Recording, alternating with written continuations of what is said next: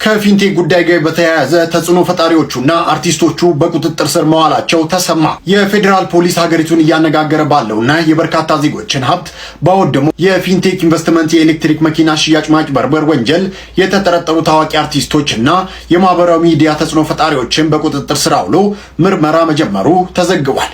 እነ ሰራዊት ፍቅሬ በምን ህግ ነው የሚጠየቁት ላላችሁ ሰዎች ምላሽ አለ። በተለይም አርቲስቶች፣ ታዋቂ ግለሰቦች ካሁን በኋላ ማስታወቂያ ስትሰሩ ይሄንን ህግ የኢትዮጵያን ህግ ማወቅ አለባችሁ። ቢኒያም ለምንድነው መተቸት የሌለበት? እንኳን ቢኒያም አይደለም መንግስት ራሱ ከተቻለ አይደለ? መቄዶንያ የሚተዳደረው በህዝብ ገንዘብ ነው። በህዝቡ ገንዘብ የህዝቡ እናትና አባት ተረጂና ተጠቃሚ ይሆናል። ህዝቡ ደግሞ ላባችን ገንዘባችን ኦዲት እንዲደረግ እንፈልጋለን ሲሉ ባልሰማ ነገሩን ለመሸፋፈን መሞከር እዚህ ጋር የሆነ ችግር እንዳለ የሚያሳይ ነው። ጥያቄ ማንሳት አይደለም ለህግ ጭምር ሊቀርቡ ይገባል። ሰላም ደጉላው ነኝ። ሁላችሁም ይሄንን ቪዲዮ አስመጪ አከፋፋይ ለምን አይሆንም መቄዶንያ ምናምን የሚል ሐሳብ የሚያነሱ ሰዎች አሉና በዚህ አሰምናለን። እዚህ በተመለከተ ሰላም እንደምን አላችሁ? የተከበራችሁና የተወደዳችሁ የዚህ ቻናል ቤተሰቦች እንደምን አላችሁ? መልሳች ሰብስክራይብ ስንገባ 10,000 ብር ሸልማችኋለሁ ብዬ ቃል በገባሁላችሁ መሰረት ሶስቱን ተሸላሚዎች ለይተናል። በዩቲዩብ አዲሱ አልጎሪዝም መሰረት ሌላ ዌብሳይትን ሪከርድ አድርጎ መልቀቅ ስለማይቻል ከቲሞቼ ጋር በመሆን ራንደምሊ 3 እድለኛ ሰዎችን መለየት ችለናል። ሪከርዱን መመልከት የሚፈልጉ ቴሌግራም ላይ መታችሁ ማየት ትችላላችሁ። 3 እድለኞች፣ አንደኛ የ5,000 ብር ተሸላሚዋ ቤዛ ነች። ሁለተኛ የ2,500 ብሩ ተሸላሚ ወይንም ደግሞ ተሸላሚዋ GMK ፖስት 9807 የሚል ቻናል የከፈታችሁ 3 እድለኞች እንግዲህ ተሸላሚ ናችኋል። በመጀመሪያ እንኳን ደስ አላችሁ። እዚህ የቴሌግራም ዩዘር ገብታችሁ ማናገር ትችላላችሁ። አንደኛ ተሸላሚ 5,000 ብር፣ ሁለተኛና ሶስተኛ ደግሞ 2,500 አብራችሁ መውሰድ ትችላላችሁ። ከሶስታችሁ መካከል ደግሞ ዩቲዩብ መጀመር የምትፈልጉ ከሆነ በምንም አይነት ነገር ላግዛችሁም እንደምፈልግ በዚህ አጋጣሚ ልነግራችሁ ፈልጋለሁ። ሌላ ደግሞ ከሰብስክራይበሮቼ ከቤተሰቦቼ ለናንተ ደግሞ ተቀጥራችሁ እየሰራችሁ ያላችሁ ሰራችሁ ያልሆናችሁ ዩቲዩብ ለመጀመር ዛሬ ነገ ያላችሁ ላላችሁ በሙሉ በዚህ ቴሌግራም ገብታችሁ ከምን እንደምትጀምሩ ግራ ለገባችሁ ሰዎች ገብታችሁን ማማከር ትችላላችሁ። መርዳት በሚችለው ነገር ሁሉ እረዳችኋለሁ። ሀገራችን ላይ እንደሚታወቀው ብዙ አዳዲስ ነገሮች የሚወጡባት ሀገር እንደሆነች ይታወቃል። እሱም ደግሞ ለዩቲዩበሮች ስራ እንደሆነ ይታወቃል። እናም ለመጀመሪያ ያሰባችሁ ሰዎች ካላችሁ እየገባችሁ እኔን ኮንታክት በማድረግ እንድትቀላቀሉ በዚህ አጋጣሚ ልነግራችሁ እፈልጋለሁ። ተሸላሚዎች ደግሞ እንኳን ደስ አላችሁ፣ ደስ ብሎኛል። ወደ ቪዲዮ መጀመሪያ ቪዲዮአችን ጾም እንደመሆኑ ንግግራቸው ከማር ይጣፍጣል የተባለላቸው አባ ገብረ ኪዳን የሚያስተምሩንን ትምህርት ተከታትለን ወደ ቪዲዮቻችን እንለፍ። ለምን ትጨነቃላችሁ? ጌታ ሆይ መቼ ነው የምታሳካልኝ? መቼ ነው የራሴ ጎጆ የሚኖረኝ? የራሴ መጠለያ የሚኖረኝ? አከራዮች እኮ ጨቅጭቀው ገደሉኝ። አንዱ የሚበላው አጥቶ አስፋልት ላይ ያድራል፣ ረሃብ መሮታል። አንተ ደግሞ ለቤት ኪራይ የምከፍለው እያለ የአከራዩ ጠባይ ነው የመረረ ወይ ጥጋብ። ይሄ እንደው እናቱ የሞተችበትና ገበያ ሄደችበት እኩል ያለቅሳል። እውነት ነው። አከራይ የሚጨቀጭቅ ይመስለኛል። አልፎ አልፎ አከራይ ይጨቀጭቃሉ። ደሞዝ እያጣሩ ይጨምራሉ፣ ሲወደድ ይጨምራሉ። እነሱ ያለ ቤት የተፈጠሩ አይመስሉም። እንደው ከእናታቸው ማህፀን ሲወጡ እንደው አንድ ቪላ እያያዙ የተወለዱ ነው የሚመስሉት ሲጨክኑ ማለት ውጡ ሲሉ። እናንተም ተው፣ በሕግ አምላክ ታረሙ፣ በመምህር አምላክ ቤት እግዚአብሔር ነው። ሰው ድሃ አታሰቃዩ። እውነቴን ነው። ተዛዝነን ዘመኑን እንለፈው። በወንድሙ የሚጨክን ለሱም ጨካኝ ሰው ይጥልበታል። ርህሩህ ሁኑ፣ ድሃ አትግፉ። ክርስቶስን ፍለጋ እዚህ እንደተሰበሰባችሁ አውቃለሁ። መቅደስ ውስጥ ቁጭ ብሎ የሚጠብቅ እንደ ንጉሥ ቁጭ ብሎ የሚጠብቅ አይደለም። አስፋልት ላይ ያለው ድሃ ክርስቶስ ነው። ጦም የሚያድረው ወንድማችን ክርስቶስ ነው። እኛ 2 አይነት ምግብ በልተን ሶስተኛው በመጉደሉ እያጉረመረም ጥሬ አጥቶ የሚያድር ድሃ ጎረቤታችን አለ። ያ ክርስቶስ ነው። ታስታውሳላችሁ? እንግዳውኝ ብመጣ አልተቀበላችሁኝም፣ ተርቤ ያላበላችሁኝም፣ ተጠምቼ አልጠጣችሁኝም አለ። መቼ ርቦ ሆነ ያላበላን ሲሉት ለባልንጀራችሁ ካላደረጋችሁ ለኔ ያላደረጋችሁ ምን ያለው ሳምንቱን በስፋት ሲያነጋግር የነበረው የኮሜዲያን ያሲን ቪዲዮ ብዙዎች እውነተኛ ታሪክ ነው የብዙ ወንዶች ታሪክ ነው ሲሉ እንግዲህ እየተናገሩ ነበር። አይተነው እንመለስና እናንተ የሚሰማችሁን ሐሳብ ትጽፉልኛላችሁ። ተቀበል በሞትኩት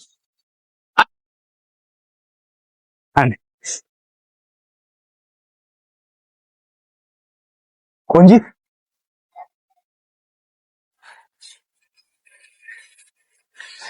ሰምቻለሁ እንዳገባሽ።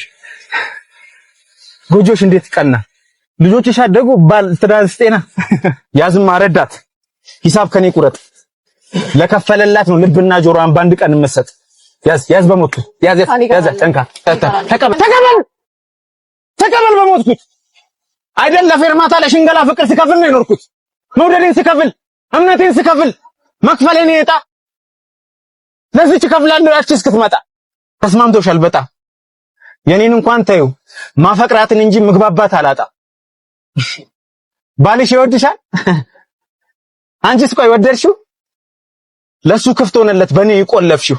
እኔን እንኳን ተይው ለማዬ ብዬ ባንቺ ስም ያለ ሴት አገባው በቀደም ከሷ ወለድኩ እንጂ የፍቅር ፊርማዬ አንቺ አልተቀደለም። ያማል ግን በጣም የፍቅር ክፋቱ ለይሉኝታ ብሎ ለውለታ ብሎ በፍጹም አይመጣ። ማን ረዳት ልጅት ቤቷ ነው እዚህ ጋር ወርዳት ወራጅ አለ ውረጂ በባባም ከልብ ያፈቀረ ቢሸኝ ነው እንጂ አንድ ቤት አይገባም። ውረጂ አንድ ላይ አንድም ከትዳሬ አንድም ከልቤ ላይ ደና ሰንብት ውለታ የለሽ። ከባድ ወቀሳ እየደረሰበት የሚገኘው መቄዶንያ ቢንያምን በተመለከተ በፖሊስ ቁጥጥር ስር ሊውል እንደሚችልም ጭምር የተለያዩ የህግ አማካሪዎች እየተናገሩ ነበር። ሰምተነው እንመለስ። ጥያቄ ማንሳት አይደለም ለህግ ጭምር ሊቀርቡ ይገባል። ሰላም ደጉላው ነኝ። ሁላችሁም ይሄንን ቪዲዮ ሼር፣ ኮፒ ሊንክ፣ ሪፖስት ዱት ያደረጋችሁ ብዙ ሰው ይማርበት ዘንድ አድርጉልኝ። እንግዲህ ከሰሞኑ በዚሁ በሶሻል ሚዲያ በመቄዶንያና በሌሎች ገቦች እርዳታ ላይ በተሰማሩ ግለሰቦች ላይ አንዳንድ ጥያቄ እየተነሳባቸው ይገኛል። ይሄንን ጥያቄ ተከትሎም ጥያቄዎች ላይ ደግሞ ብርቱ ተቃውሞ እየተነሳባቸው ተመልክቻለሁ። ይሄንን ጉዳይ በተመለከተ እንደ ግለሰብ የራስን ምልከታ እንደ ጠበቃ ደግሞ አንዳንድ ነጥቦችን ከህግ አንፃር አንስተን እንመለከታለን። በተለይም ደግሞ እርዳታ ስራ ላይ የተሰማሩ ግለሰቦችን በምንመለከትበት ጊዜ ከሌላው ዓለም በተለየ እኛ ሀገር እነዚህ እርዳታ ስራ ላይ የሚሰማሩ ግለሰቦች የራሳቸው ስራ የሌላቸው፣ የራሳቸው ምንም አይነት የገቢ ምንጭ የሌላቸው፣ ሀብት ንብረት የሌላቸው ሆኖ እናገኛለን። የእርዳታ ስራ እንሰራለን ብሎ የሚሰሩትም ከሌሎች ሰዎች ገንዘብ ሰብስበው ገንዘብ አጠራቅሞ ባሻቸውና ደስ ባላቸው አካሄድ ለሌሎች ሰዎች ገንዘብ የሚያከፋፍሉ ሆኖ እናገኛቸዋለን። ከዚህም ባሻገር ደግሞ እርዳታ ስራ ላይ ከመሰማራታቸው በፊት ምንም ስራ ምንም ሀብት ንብረት በስማቸው ያልነበሩ ሰዎች፣ አንዳንዱ ደግሞ ክፍለ ሀገር ላይ ሞተረኛ ጭምር የነበረ አሁን ላይ ግን መኪና፣ ቤትና ሌሎች ንብረቶችን ይዘው አፍርተው እናገኛለን። ስለዚህ ይሄ ነገር የሚያጠራጥር ስለሆነ ጥያቄ ማንሳት አግባብነት ያለው ነው ብዬ አምናለሁ። መንግስትም በዚህ ጉዳይ ላይ ጣልቃ ገብተው በተለይ ገንዘብ ማሸሽ፣ በህገወጥ መንገድ የተገኘን ገንዘብ ህጋዊ አስመስሎ ማቅረብና ሌሎች ወንጀሎች ላይ እነዚህ እርዳታ ላይ የተሰማሩ ግለሰቦች ሊሰማሩ ስለሚችሉ መንግስት በዚህ ጉዳይ ላይ ሲሪየስ የሆነ ክትትል ሊያደርግ ይገባል ብዬ በግሌ አምናለሁ። የመቄዶንያን ጉዳይ በተመለከተ ግን ለዶክተር ቢናም ትልቅ ክብር አለኝ።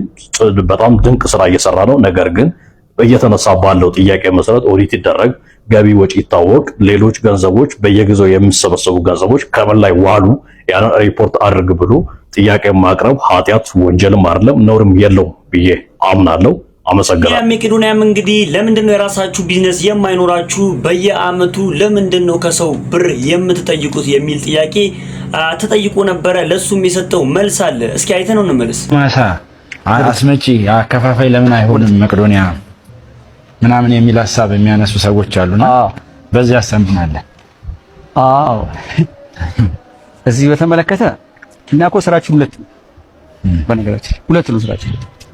አንደኛውና አንዱም ዋነኛው ሰዎች በመስጠት እግዚአብሔር እንዲያገኙ ዋጋ ማግኘት እንዲያገኙ ማድረግ ነው። ስለዚህ ስራችሁን አቁሙ ማለት ነው። እውነቴን ነው የምነግርህ። ከዚህ ግን ትልቁ ጥቅም ግን ሰዎች እኛን ረድተው ከእግዚአብሔር የሚያገኙት ዋጋ ምን በጣም ነው ማዘን ካታሳደጅ ሰዎች ለማሰብ መርዳት ዓለማዊ ፍላጎታቸው ማሟላት ማለት ነው። ሌላውስ አሁን አንተ መጣ አይደል? መጣ ጊዜ መስዋዕት አድርገህ እኛን ረዳህ አይደል? ዘላለማዊ ዋጋ ታገኝ በጣም ነጋዴ ቢሆን ብር ሆን አንተ የለም ማለት ዋጋ እንዳታገኝ አደረኩ ማለት ነውና ዋናው ዓላማችን ራሱ ይሄ ነው። ሰዎች ከእግዚአብሔር ዋጋ እንዲያገኙ ማድረግ እና እኮ በፈልግ እንድንነግድ እኮ ምንም ሰው ላንብል እንችላለን። ግን እኛ ዓላማችንም አይደለም። እኔ ነገር ንግድ አልወድም ልስጥል ሰው እኮ ግዴታ እኮ የለበትም። ሌሎች አሉ ብዙ ፈቃደኛ የሆኑ ከእግዚአብሔር ዋጋ ማግኘት የሚችለው ማገዝ ካልቻለ ደግሞ ዝም ማለት ነው። በዚህ በሚዲያ እንቅስቃሴ ቢንያምን በተመለከተ አንዳንድ ሰዎች የማይነካ አይነኬ ሰዎች አድርገው ሊስሉት ይፈልጋሉ። ይህንን የሚያደርጉት ይገባኛል። እጅግ በጣም ጠንካራ የሆነ ብዙ ሰዎችን የሚደግፍ በስሩ ብዙ ሰዎችን ያሰማራ በጣም ትልቅ ተቋም ያቋቋመ ብርቱ ኢትዮጵያዊ ነው። ለዚህም ደግሞ መመስገን መከበር ያለበት ሰው ነው። ክብር ባልጎደለ መልኩ ነው ይህንን ሐሳብ የምንሰጠው።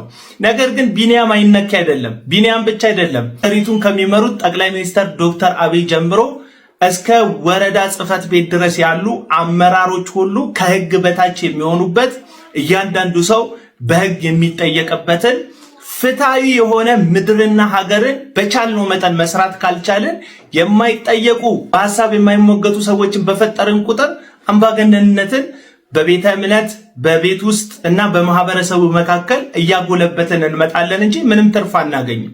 ስለዚህ ቢንያም ላቀረበው ሐሳብ ሙግት ለማቅረብ ማንም ሰው እናንተ በምትናገሩት ንግግር መሸማቀቅና ማፈር የለበትም። የመጀመሪያው ነገር ቢንያም እኔ ይህንን መቄዶንያ የተባለውን ተቋም የሚያግዝ ኢንካም ጀነሬት የሚያደርግ ንግድ ውስጥ መግባት የማልፈልግ ለመቄዶንያ ስታስገቡ በዛ ከእግዚአብሔር የምታገኙትን ዋጋ እንዳታጡ ነው ብሎናል።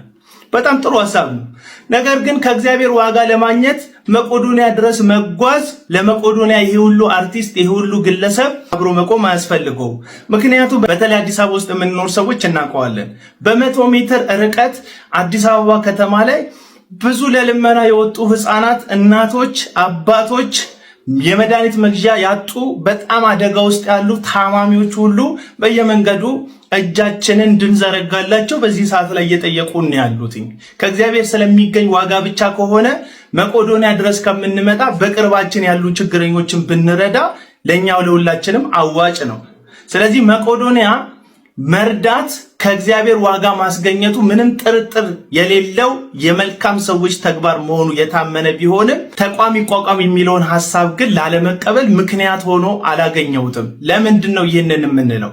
መቄዶንያ እንደምታውቁት ከ9000 በላይ የሆኑ አረጋውያንና የአእምሮ ታማሚዎችን የሚረዳ በጎ ተቋም ነው። ይህ ተቋም ታዲያ በቀን ከ3 ሚሊዮን ብር በላይ የሆነ ወጪዎችን ያወጣል። ለዚህ ወጪ ኢንካም ጀነሬት የሚያደርግ ተቋምን ያቋቁም የሚለው ሐሳብ ውስጥ ለምንድነው እግዚአብሔር ዋጋ የማይከፍል የመሰለው ቢንያም? ለምሳሌ ተምረው ስራ ያጡ ወጣቶች በዛ ድርጅት ውስጥ ተቀጥረው የሚሰሩበትን መንገድ ያመቻቻል። እነዛ ወጣቶች ለዛ ተቋም ተቀጥረው ሲሰሩ ከዛ ተቋም በሚያገኙት ገንዘብ ቤተሰብ ማስተዳደር ይችላሉ፣ እናት አባቶቻቸውን መርዳት ይችላሉ፣ የራሳቸውን ኑሮ መደገፍ ይችላሉ። ተቋም ሲቋቋም ማለት ነው። እነዛን ሰዎች መደገፍ፣ እነዛን ሰዎች ስራ እንዲያገኙ ጎን ለጎን ሌላ ስራ መስራት እግዚአብሔር ሌላ ዋጋ የሚያስገኝ መልካም ስራ እንጂ ዋጋ የሚያሰጥ አድርጎ እኔ ድርጅት ማላቋቁመው ከእግዚአብሔር ዋጋ እንዳታገኙ ነው ማለት አስፈላጊ መስሎ አልታየኝ። ሁለተኛ ደረጃ እኔ ንግድ አልወድም ሲል ሰምታችኋል ዶክተር ቢንያም። እዚህ ጋር ደግሞ የተመለከቱት ተቋሙንና ቢንያምን ለይቶ ማየት ያለመቻልን ሁኔታ ነው። ቢንያም ስለ ተቋሙ ኢንካም ማግኘት ሲወራ ስለ ራሱ ኢንተረስት ነው እያወራ ያለው። እኔ ንግድ አልወድም ይለናል። ስለ ቢንያም ማናወራ? ቢንያም ስለሚመራው ቢንያም ስለመሰረተው መቄዶንያ ስለሚባል ተቋም እንጂ ስለ ቢንያም እኮ አይደለም የተወራው። እንግዲህ መቄዶንያ እንደምታውቁት ነን ፕሮፊታብል ኦርጋናይዜሽን ነው። ለትርፍ ያልተቋቋመ ተቋም ነው። ይህ ተቋም ራሱን የቻለ ህጋዊ ሰውነት አለው። ምንም በቢንያም የሚመራ ቢሆንም ቢንያምን ግን አይደለም ተቋሙ። እና ተቋሙ ተለይቶ መታየት ያለባቸው ይመስለኛል። ቢንያም እዚህ ጋር መስራች ነው፣ ባለራዕይ ነው፣ እሱ ነው ነገሩን ያቋቋመው። ነገር ግን ተቋሙ ተመዝግቦ ህጋዊ ሰውነትን ሲያገኝ ራሱን የቻለ በራሱ የሚታይ ተጠያቂነት ያለበት ተቋም ነው መሆን ያለበት። ስለዚህ አሁን ስለ ቢንያም ኢንተረስት ሳይሆን እየተጠየቀ ያለው ተቋሙ ራሱን ችሎ ስለሚያካሂደው ነገር ነው የተጠየቀው። ሌላው ደግሞ ብሔር ነው የዚህ ተቋም ዋና ገቢ ብሏል። ትክክል ነው። ሁላችንም ከእግዚአብሔር በታች እግዚአብሔርን የምንተማመን የእግዚአብሔር ጥገኞች ነን ብለን እናምናለን። ሁሉም በየሃይማኖቱ የሚለው ነገር ይኖረዋል። እዚህ ጉዳይ ላይ ስንመጣ ግን እግዚአብሔር ይህንን ተቋም እንዲቀጥል እያደረገ ያለው ደጋግ በሆኑ ልባቸው በተከፈቱ ሰዎች ነው። ልክ ነው። ስለዚህ አረጋውያንን እንደ መርዳቱ ይህ ተቋም አረጋውያንን መርዳቱ በጎ ሆኖ ሳለ የሚያግዘው ድርጅት ማቋቋሙ ግን ከአረጋውያን እርዳታ ባለፈ ብዙ ወጣቶች ስራ የሚያገኙበት ብዙ ሰዎች የሚደገፉበትና ሌላ በረከት የሚያመጣ እንጂ ከእግዚአብሔር ዋጋ እንዳናገኝ የሚያደርግ አይደለም። ይህንን ስንል እኮ ወጥቶ ተቋሙ ለኛ ከእግዚአብሔር ዋጋ ስለማግኘት የሚያስብ ከሆነ እርዳታ እንዳንረዳው እኮ ሁላችንም እጃችንን እንሰበስባለን እኮ አላለም።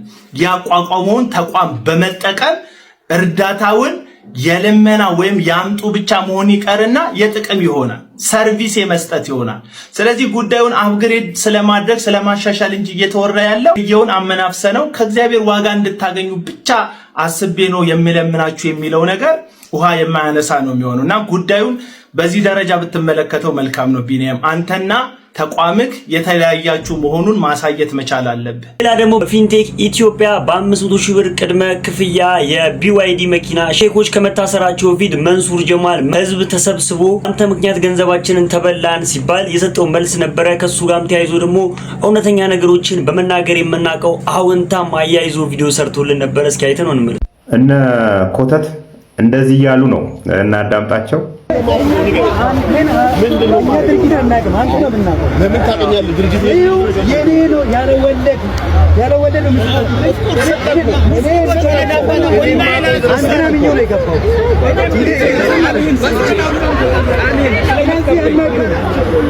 እንግዲህ አንተም ብዬ ነው አንተን ስለማቅ ነው የሰጠሁት ብሩን ይለዋል። ለምን ታቀኛለህ? እወቁኝ አልከን እኮ ኢትዮጵያ ውስጥ ያለው ባለ ሀብት እኔ ነኝ። ወደ ጨረቃ መንኮራኩር ለመላክ ዝግጅት ላይ ነን።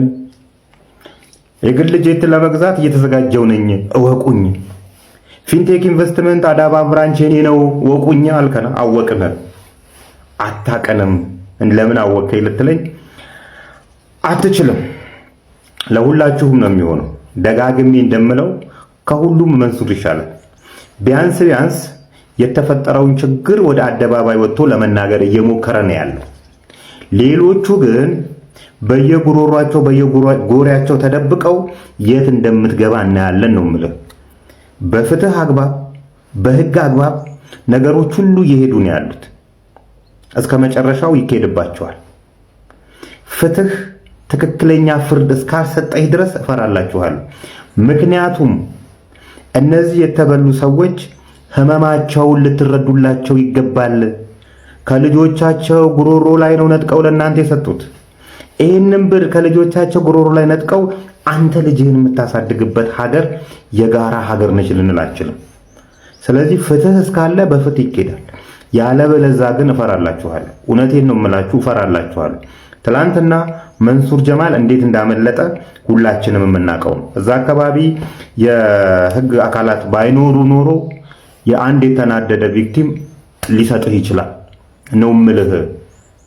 ከ1300 ምናምን ቪክቲሞች መካከል ብዙዎቹ ተስፋ የቆረጡና የተናደዱ ናቸው። ውጡና ወደ አደባባይ የምትሉትን በሉ። እኛ እስከምንሄድበት እንሄዳለን። እንዲህ ስትገኙ ማወቀኛ ለህ ልትለኝ አትችልም። ቢኮዝ እችንም ነገር እናንተ ናችሁ ያላችኋት። መኪኖቻችን ገብተዋል። አዲስ አበባ ከስተመር እየጠበቀን ነው። እንግዲህ የእውነት በእውነት እያየናቸው ነው። እየተጫኑ ነው መኪኖቹ።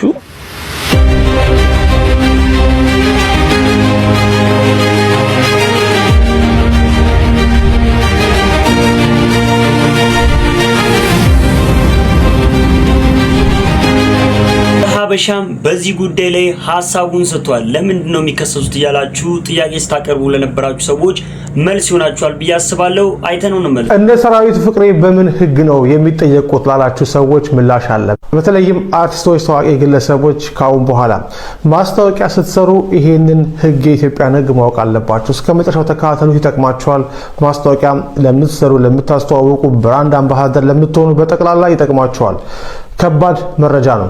በኢትዮጵያ ሕግ ማስታወቂያን የሸማቾች መብትንና የአስተዋቂዎችን ማለትም አርቲስቶችና ታዋቂ ግለሰቦችን ኃላፊነት የሚገዙ ሁለት ዋና ዋና አዋጆች አሉ። እነሱም የማስታወቂያ አዋጅ ቁጥር 759 ህዝባር 2004 እና የንግድ ውድድርና ሸማቾች ጥበቃ አዋጅ ቁጥር 813 ህዝባር 2006 ናቸው። እንደ ሕግ አማካሪው ገለጻ እነዚህ ሕጎች ከሰሞኑ የፊንቴክ የኤሌክትሪክ መኪና ማጭበርበርና ከታሰሩት አርቲስቶች ማለትም ከነሰራዊት ፍቅሬ አንጻር ሲታዩ ስለ አስተዋዋቂዎቹ ኃላፊነት የሚከተሉትን ጥብቅ ድንጋጌዎች ያስቀምጣሉ። አንደኛ፣ የምታስተዋውቁ ድርጅት ትክክለኛ መሆኑን ማረጋገጥ። ብዙ ታዋቂ ሰዎች እኔ የተሰጠኝን ጽሑፍ አንብቤ ማስታወቂያ ሰራው እንጂ ድርጅቱ አጭበርባሪ መሆኑን አላውቅም ነበር የሚል መከላከያ ሲያቀርቡ ይሰማል። ነገር ግን የማስታወቂያ አዋጁ ማንኛውም የማስታወቂያ ወኪል ማለትም ማስታወቂያውን የሚሰራው ግለሰብ ወይም ድርጅት አሰሪው የሚያቀርብለትን መረጃ ትክክለኛነት የማጣራትና የማረጋገጥ ግዴታ እንዳለበት አዋጁ ይደነግጋል። ለምሳሌ በ950 ሺህ ብር መኪና እናስረክባለን ወይም የ10 በመቶ የፀሐይ ኢንሹራንስ ዋስትና አለው የሚል ማስታወቂያ እነ ሰራዊት ፍቅሬ፣ መንሱር ጀማል እና የተለያዩ አርቲስቶች ሲሰሩ አስተዋቂዎቹ የውሉን ሕጋዊነትና የድርጅቱን ፍቃድ አስቀድመው መጠየቅና ማረጋገጥ ነበረባቸው። ሁለተኛው የጋራ ጠቃሚነት ወይም ደግሞ ጆይንት ሊያቢሊቲ የሚባለው ነው። የማስታወቂያ አዋጅ ቁጥር 759 ህዝባር 2004 አንቀጽ 30 ስለ ኃላፊነት እጅግ ግልጽ የሆነ ድንጋጌ አለው።